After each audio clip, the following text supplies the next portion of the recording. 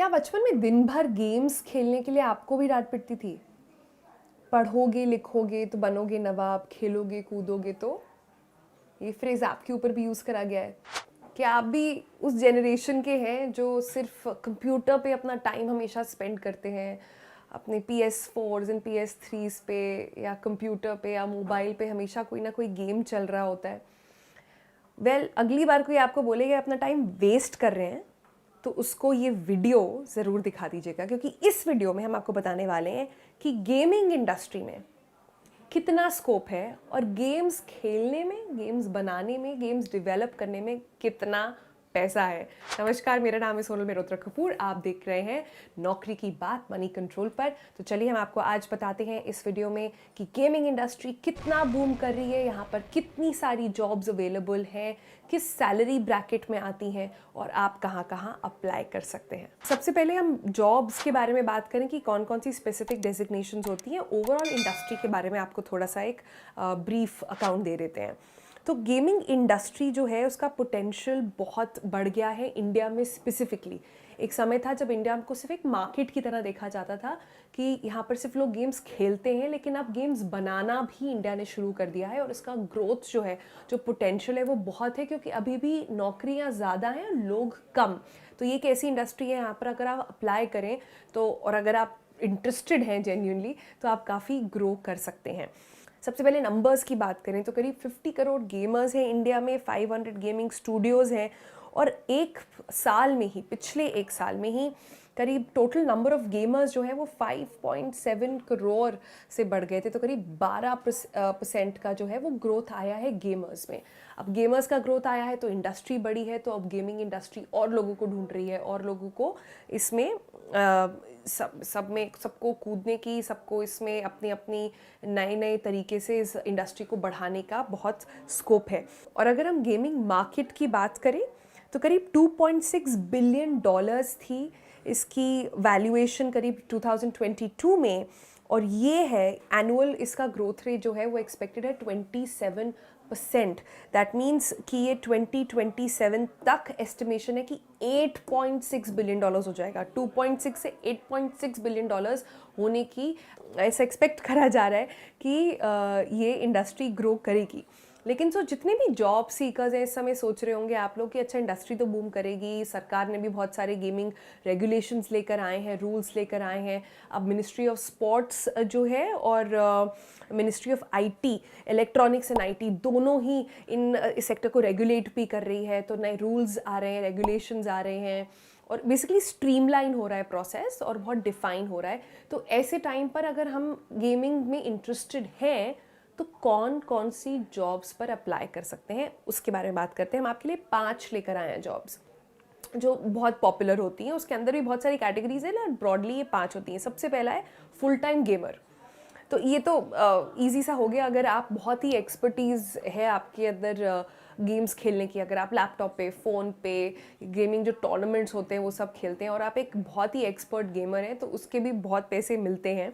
एक 2/3 of gamers बोला जाता है जो सीरियस गेमर्स हैं वो फुल टाइम जॉब के लिए अप्लाई करते हैं, पार्ट टाइम जॉब्स के लिए भी अप्लाई करते हैं, क्योंकि इसमें आप पैसा बना सकते हैं। फीफा जैसे टूर्नामेंट्स होते हैं, COD जैसे टूर्नामेंट्स होते हैं गेमिंग कंसोल्स वगैरह के साथ, और उसमें भी काफ़ी सारा प्राइज मनी होता है। तो लोग काफ़ी सारा पैसा एक फुल टाइम गेमर की तरह भी बना सकते हैं। इसमें कैच ये है कि you really have to be the best of the best, क्योंकि इसमें सिर्फ जो टॉप के लोग हैं वो पैसा बनाते हैं। अगर आप ऐसे ही कैजुअली खेलते हैं तो इसमें ज़्यादा आपको मिलेगा नहीं। सेकेंड जो जॉब अपॉर्चुनिटी आपको है गेमिंग इंडस्ट्री में, और ये जनरली उन लोगों के लिए जिनका IT बैकग्राउंड है, प्रोग्रामिंग में बैकग्राउंड है, लेकिन वो गेमिंग में इंटरेस्टेड है। सो ये सेक्टर उनके लिए बड़ा इंटरेस्टिंग हो जाता है, because programming is a very integral part of gaming. अगर आप देखिए टेक रोल्स जितने भी हैं वो जनरली आपको पता ही होगा गेमिंग इंडस्ट्री की बैकबोन कहे जाते हैं। तो प्रोग्रामर्स की बहुत डिमांड है। इनफैक्ट एक स्टडी आपको हम बताते हैं, टीम लीज की एक डिजिटल रिपोर्ट थी जिसमें 50,000 people are currently working in the gaming industry and 30% of that workforce जितनी है, 50,000 पीपल अगर अभी काम कर रहे हैं तो 30% ऑफ द वर्कफोर्स जो है वो सिर्फ प्रोग्रामर्स की है। तो गेमिंग इंडस्ट्री में बहुत बड़ा चंक जो है सिर्फ प्रोग्रामर्स का होता है, तो इसमें जॉब का जो स्कोप है वो काफ़ी ज़्यादा है। गेमिंग कंपनीज इंडिया में 250 हैं जो करीब डेवलपमेंट भी करती हैं, जैसे मैंने आपको स्टार्टिंग में ही बताया था, पहले इंडिया को देखा जाता था एज अ मार्केट जहाँ पर सिर्फ लोग गेम्स खेलते हैं, अब इसे देखा जाता है एज अ मार्केट जहाँ गेम्स बनाए भी जाते हैं और बाकी के वर्ल्ड में स्प्रेड होते हैं, बाकी जगह जो है उसकी पॉपुलैरिटी बढ़ती है।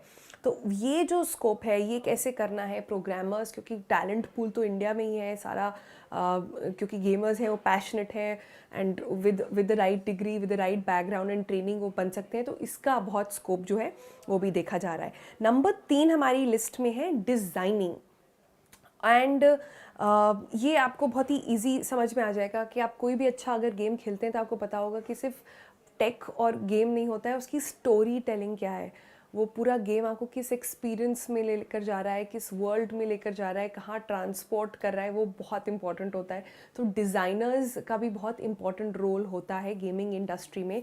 दैट इज़ अनदर एस्पेक्ट जो आप एक्सप्लोर कर सकते हैं। ये खैर मेटावर्स के आने की वजह से भी, एआई के आने की वजह से एनीवेज डिज़ाइनिंग के जितने जॉब्स हैं वो काफ़ी बढ़ गए हैं, लेकिन गेमिंग इंडस्ट्री में इसका बूम जो है वो काफ़ी ज़्यादा बताया जा रहा है। और उसके अलावा एक और है जो हमने जॉब निकाला आपके लिए गेमिंग इंडस्ट्री में, वो है गेमिंग यूट्यूबर। इनको आप बहुत अच्छी तरह से जानते भी होंगे। ये बेसिकली लोग हैं जो अपना गेम खेलते हैं वेबकैम और एक ऑडियो माइक पहन के, तो आप उनका लाइव स्ट्रीम कर सकते हैं कि वो जब गेम खेल रहे हैं तब क्या हो रहा है। उनके फॉलोअर्स बढ़ जाते हैं, बहुत पॉपुलर होते हैं। बहुत सारे स्टैंड अप कॉमेडियंस हैं जो अपना गेम्स के सारे ऑनलाइन स्ट्रीम करते हैं और उनकी फ़ैन फॉलोइंग बढ़ जाती है, चैनल में उनके लोग फॉलोअर्स बढ़ जाते हैं, सब्सक्राइबर्स बढ़ जाते हैं, तो उनका रेवेन्यू भी आना शुरू हो जाता है। तो ब्रॉडली ये जो है 5 तरीके हैं गेमिंग इंडस्ट्री में एंटर करने के लिए। ये कहना मतलब ऑब्वियस सी बात है कि अगर आप गेमिंग में इंटरेस्टेड हैं तभी इसमें जाएं और तभी एक्सप्लोर करेंगे अलग अलग एस्पेक्ट्स जो हैं गेमिंग इंडस्ट्री के। लेकिन ये तो हो गई जॉब्स। अब हम आपको बताते हैं कि पैसा आखिर कितना मिलता है गेमिंग इंडस्ट्री में। जो ओरिजिनली हमारी बात हो रही थी कि सिर्फ गेम ही खेलते रहोगे कि कुछ कमाओगे भी खाओगे भी, अगर अगली बार आपको वो कोई बोले तो उनको प्लीज़ ये बता दीजिएगा कि गेमिंग इंडस्ट्री में जो स्टार्टिंग लेवल सैलरी होती है वो आपकी TCS और HCL से भी ज़्यादा होती है। स्पेसिफिकली आपको अगर बताना चाहें हम, तो अगर आपके जितने क्वालिटी चेक्स होते हैं, जो टेस्टर्स होते हैं एंड जो गेम डेवलपर्स होते हैं, इनकी स्टार्टिंग सैलरी होती है 5.25 पर लाख के आसपास। और जितने गेम प्रोड्यूसर्स होते हैं उनकी अर्निंग जो है एंट्री लेवल पर स्टार्टिंग टाइम पर करीब 10 लाख तक होती है। इसको अगर आप कंपेयर करें, आपको याद होगा हमने पहले भी एक वीडियो करा था सैलरीज पर IT इंडस्ट्री में, और उसमें TCS HCL जैसी बड़ी IT कंपनीज में करीब 3.5 to 4.5 तक की रेंज में आपको स्टार्टिंग सैलरी देती हैं। तो गेमिंग इंडस्ट्री ऑलरेडी आपको एक हेड स्टार्ट दे रही है और इनसे ज़्यादा पे करती है। तो ये एक मिथ है जो हमें डिबंक करना बहुत इम्पोर्टेंट था। बट जस्ट बिकॉज सैलरीज यहाँ ज़्यादा हैं, रिलेटिवली ज़्यादा हैं एंट्री लेवल IT कंपनी से, इसका मतलब ये नहीं है कि लोग सब भरे जा रहे हैं ये जॉब्स के लिए। इस इंडस्ट्री में काफ़ी चैलेंजेस भी हैं और हमने ये जानने के लिए इंडस्ट्री के कुछ एक्सपर्ट से बात करी जिन्होंने कुछ हमें पॉइंट्स बताए कि क्यों इतना डिफ़िकल्ट होता है टैलेंट को ढूंढना गेमिंग इंडस्ट्री के लिए। तो उसमें उन्होंने सबसे पहली चीज़ बताई कि ये जो रोल्स और डेजिग्नेशन होते हैं बहुत स्पेसिफाइड होते हैं, बहुत क्लियर कट रोल्स होते हैं। बहुत सारे लोग जो है एक्सपीरियंस के साथ नहीं आ पाते हैं, तो उनकी काफ़ी ट्रेनिंग करनी पड़ती है on the job. Challenge number 1 कि ट्रेनिंग अच्छी अवेलेबल नहीं है इंडिया में।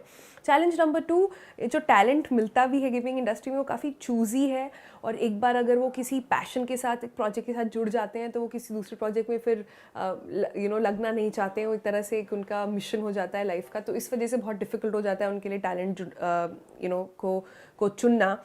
तीसरा वो कह रहे थे कि गेम डिज़ाइन में क्रिएटिव एबिलिटी जो होती है वो जो है भाई वो टैलेंट मिसिंग है इंडिया में। इंडिया में अभी भी लोग कंज्यूम ज़्यादा कर रहे हैं, बना कम रहे हैं, तो अभी भी उनको काफ़ी सारा टैलेंट ऑन बोर्ड करना पड़ता है अब्रॉड से, या बड़ी कंपनीज जो हैं वो टेक बैकएंड के लिए इंडिया के पास आ रही हैं, लेकिन डिज़ाइन एस्पेक्ट में अभी भी इंडिया उसे रूल नहीं कर रहा है। तो एक तरह से ये चैलेंज है, पर अगर आप इसे देखें ये अपॉर्चुनिटी भी है। तो डिज़ाइनिंग में बहुत स्कोप है गेमिंग इंडस्ट्री के अंदर। ओके, सो हमने आपको बताया गेमिंग इंडस्ट्री ओवरऑल कितना ग्रोथ देख रही है, हमने आपको बताया कौन कौन सी जॉब्स अवेलेबल हैं उसके अंदर, हमने आपको ये भी बताया कितनी सैलरी मिलती है। तो अब हम आपको ये भी बता देते हैं कि कौन कौन सी कंपनीज हैं जो अभी हायर कर रही हैं। एक ही वीडियो में सारी चीज़ें हम आपको बता देते हैं। हमारे रिपोर्टर हैं अभिषेक साहू, उन्होंने पूरी एक लिस्ट बनाई है, तो आप मनी कंट्रोल की वेबसाइट पर वो पढ़ भी सकते हैं और इधर भी आप देख सकते हैं कि कौन कौन सी कंपनीज हैं इंडिया में जो अभी हायर कर रही हैं। उसके अलावा अगर आपके कोई और सवाल हैं तो प्लीज़ हमें इस वीडियो में के कमेंट सेक्शन में लिख कर बताएं, हम ज़रूर उसका जवाब जानने की कोशिश करेंगे, आप तक लेकर आएंगे। अगर आप इंटरेस्टेड हैं गेमिंग इंडस्ट्री में और किसी क्यूरियस क्वेश्चंस के साथ हमें लिखना चाहते हैं तो ज़रूर लिखें। अगर आपके घर में बच्चे हैं, एडल्ट्स भी हैं जो गेमिंग में इंटरेस्टेड हैं, तो प्लीज़ आई होप ये वीडियो ने आपको बताया होगा कि इस सेक्टर का पोटेंशियल बहुत ज़्यादा है, बट रिमेंबर बहुत एक्सपर्टीज़ की ज़रूरत होती है। एंड अगर आपके अंदर एक पैशन है गेम्स को लेकर तो ये एक अच्छा समय है इंडिया में अपने पैशन को एक अच्छे करियर में कन्वर्ट करने का। सो आज के लिए इतना ही। मनी कंट्रोल देखने के लिए बहुत बहुत शुक्रिया। Bye bye.